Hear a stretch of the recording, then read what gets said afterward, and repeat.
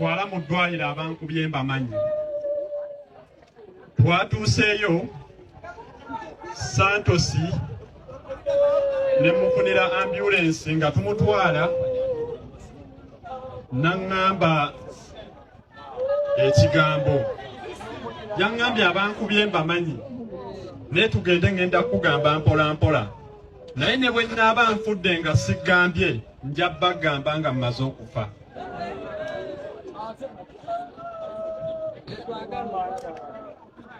Yaŋŋambye omuntu omu erinnya yaliŋŋambye sigenda lyogera budde buno naye nga ŋŋenda kulyogera.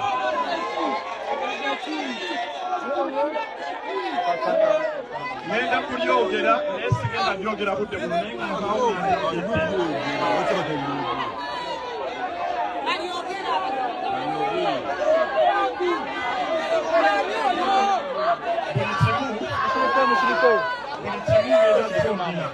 Kati okufa kwa Santos TikTok abantu abasinga gwe mbadde mumanyi kuzzeemu oba ensasagge oluvannyuma lwa mukwano gwe okwogera ebyo nga w'obiwulidde. However, okusinza ku information gye tufuna kigambibwa mbu ensonga zino zirimu step maama we era nga mbu ensonga zino zirimu ebyenfuna oba ebyenfuna by'owaka oba engabana y'ebyenfuna oluvannyuma mbu lwa taata wa Santos okufa era Santos ne bamulekawo ng'omusika kyokka ate nga ne step maama we alina abaana abandi badde nga abasika. Kigambibwa mbu bapanze awo abantu abasobodde okubeera nga bakuba Santos okutuuka okubeera nga bamumiza omusu. However, emboozi oyo nga wagikugambye we yafudde nti ngenda kugamba yakusse naye yamugambyeko omu abasigadde ne wandiba afudde ajasobola okubeera nga bamugamba. Kigambibwa mbu omu ku batemu oba abamukubye babaddewo awo era n'akwatibwa. Gw'oli mu kulaba mu kifaananyi sayidi eno.